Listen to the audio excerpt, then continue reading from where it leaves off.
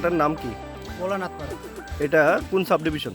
এটা খড়বুক সাব ডিভিশনের আন্ডারে। হ্যাঁ, আজকে কেন আপনারা প্লে কার্ড হাতে নিয়ে এইখানে টিএসআর ক্যাম্পের সামনে আপনারা দাঁড়িয়েছেন?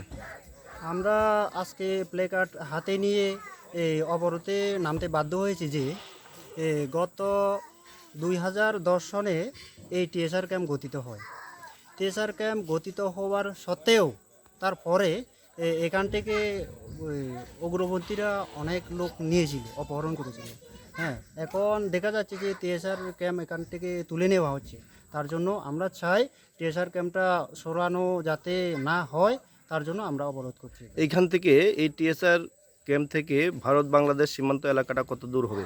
এখান থেকে অন্তত 10-15 কিলোমিটার হবে। এই পাড়াটার নাম কি? ভোলানাথ পাড়া। এখানে কত পরিবার এখানে আছেন? এখানে আমাদের পাড়াতে 100 পরিবার হবে, আর এখানে যোগেন্দ্র পাড়াতে হবে 100 পরিবার। তা আপনাদের এখন কি দাবি? আমাদের দাবি ক্যাম্প সরানো যাবে না, আমাদের নিরাপত্তা দরকার, এক কথায়।